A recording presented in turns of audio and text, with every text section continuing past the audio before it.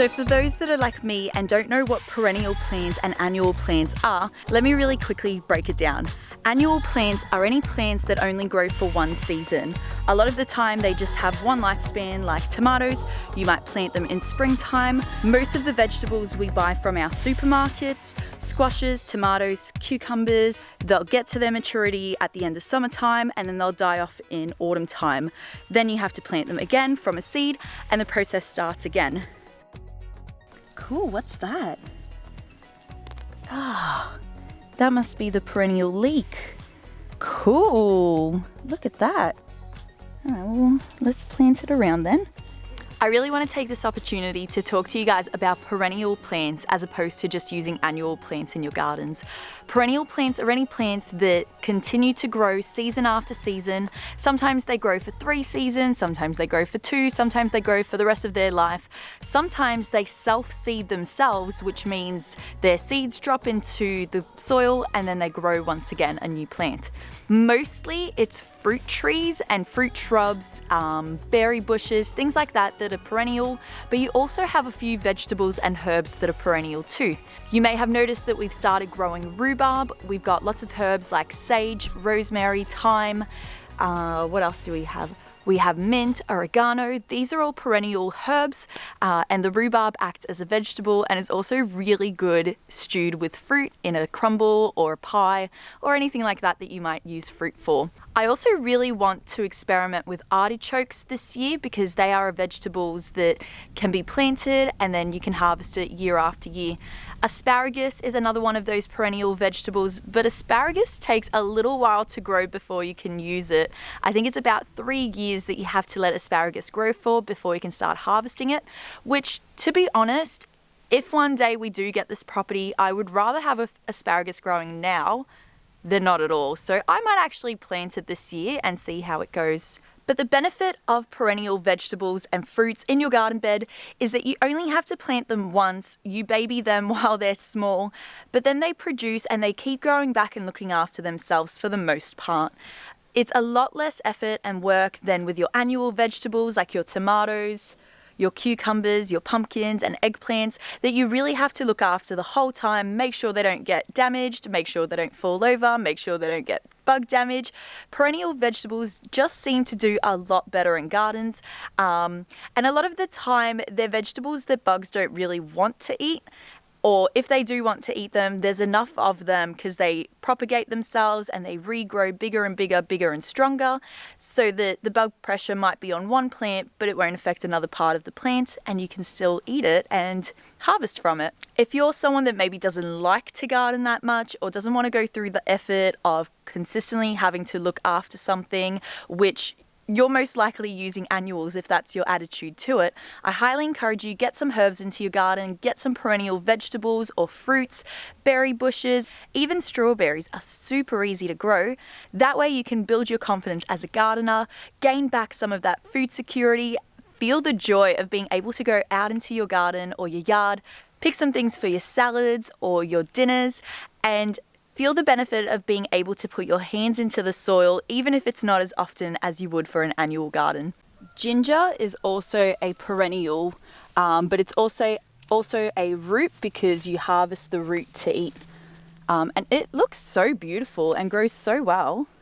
I've decided of leaving this here and just letting the plant grow through it because sweet potatoes actually only grow from this one point and then the vine just goes crazy all over the top. So if I know exactly where I've planted it, I know to be really careful around here because this is where all of the sweet potatoes will be.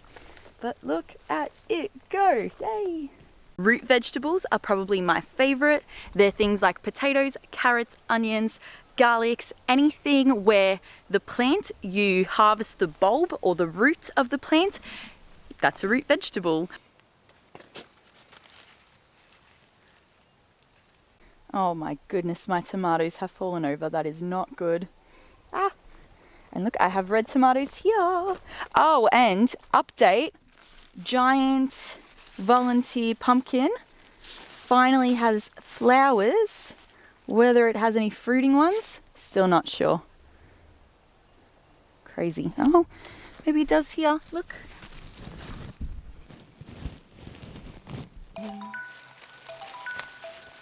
I want to experiment with raising my cucumbers up onto the corn. See if it makes a difference. One of my tomato plants has just like completely fallen over. I think the tomatoes got too heavy for these sticks. Some of them just weren't deep enough in the ground. But I want to show you guys the shield bugs, and these will attack your tomatoes. Pick you off. Oh, there they are. So I've seen some people knock them into water to get them off. I might come out and do that. I actually tried to let my chickens in here the other day and see if they would sort them out. I'm not sure if they did or not. Clearly not.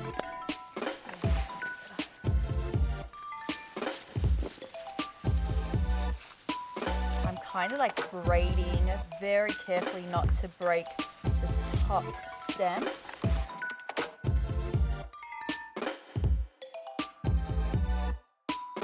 So I was just cleaning up around my tomatoes and I noticed this really gross thing. I pulled it off, but it was growing all on this plant. I have a feeling it was like fruit fly eggs or something.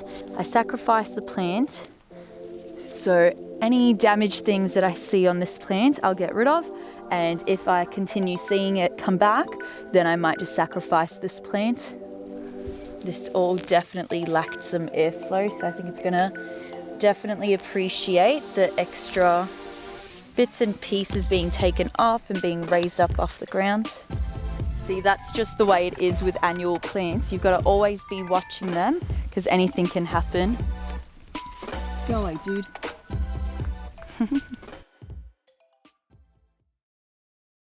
I forgot to grab my camera again, but I actually ended up harvesting all of my bean plants. So as I have mentioned, I only snapped them off from the bottom. I didn't actually pull them out from the ground. I left all the roots in the ground because they're going to have something called rhizomes down the bottom, and this is essential for putting the nutrients and the nitrogen back into the soil for all of the other plants that you want to benefit from the beans. So the whole point of growing beans in that garden over there was to put heaps of nitrogen into the soil naturally without having to do much myself. So now that the beans have done their job, they've ended their life, I've gone and harvested them. Now I kept seeing that people said to leave the bean plants on the plant to dry off and then you pick them. But with all the rains we're having, like a lot of them are rotting and it's causing a lot of bug pressure down there that I don't want to affect my tomatoes, and I really think that they have at this point. So I've gone and I've snapped off all the beans. I've left what's there, but you can see that just by being outside, they're starting to get moldy and this isn't good for you to eat. So there's no point of them going that way. So I've just gone ahead and harvested what I can, and I'm going to sort through them and pick out all of the good ones that I'm just going to dry naturally instead of waiting for them to dry on the plant. I think the benefit of them drying on the plant is that they do bulb up like this, which is probably a lot better than just having little beans, because I'm noticing as I'm getting the beans out of them, some of them aren't fully developed, which I don't mind personally, and I'll let you know if it affects the flavor.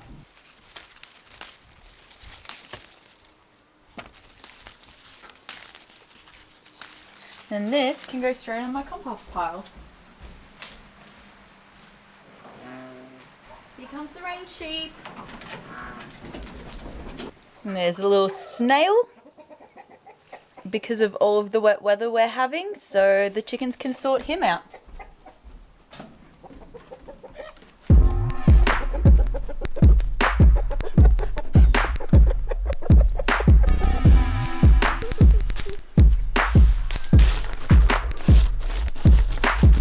So these are the beans that I've already dried. These ones were a lot smaller, but you can see if you open one up that some of the beans aren't developed. They're a bit brown like this.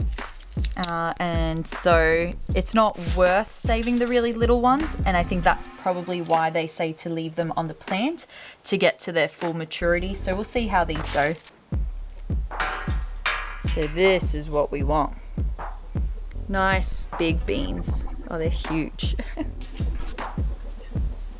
Wow. All right, I get the difference now. They're huge.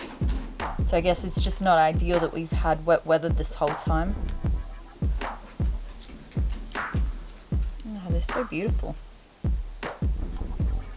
I've got my purple beans currently drying as well, so I'll be able to harvest them and just mix these all in together.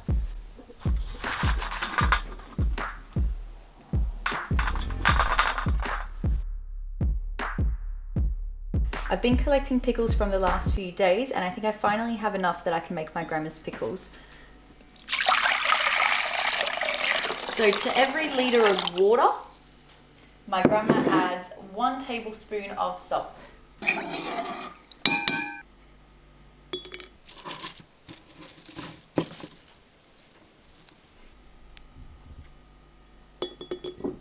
Can't remember if we have dill or not. We better go look. If we're gonna have dill, it's gonna be in here, because this is the dill plant. We can always put the seeds in. Oh, actually, I think I see some dry. We may have got lucky. Yes, yes, yes, yes, yes. Here we go. Yep, that's dill. How good's that? It smells so yummy.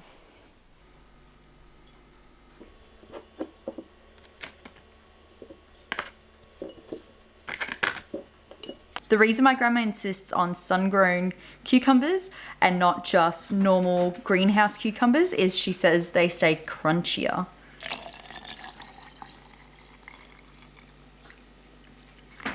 Cool. And because these are fermented pickles, they are going to go into a spot to keep them warm for 3 to 4 days until they are done.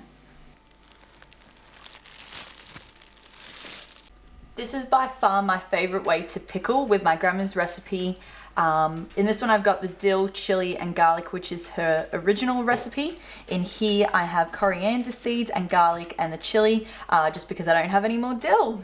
Guess I'll have to be growing more, but I preferred this method with the salt because it makes the pickles taste a lot nicer and milder as opposed to vinegar. Last season I had an abundance of carrots and I ended up pickling the carrots in a vinegar mix by looking up a recipe online, and I wasn't a fan. The vinegar was really strong in flavor, and even now as the carrots have mellowed out and time has passed, the taste is still not quite right and I'm not a fan at all. So this method actually gives the pickles a really pleasant flavor and it really lets the vegetables shine through as opposed to tasting vinegar as you're eating them. So I highly recommend my babushka's recipe. Sheep, sheep.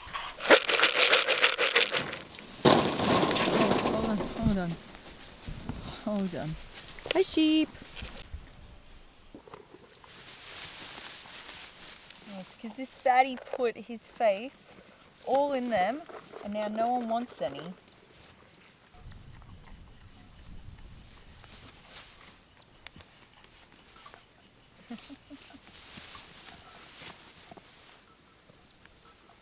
Hey, sheep, sheep.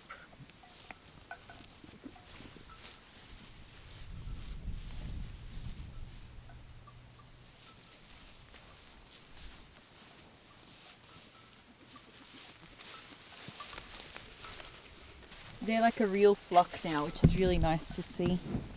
They actually stick together. Hmm? Don't ya?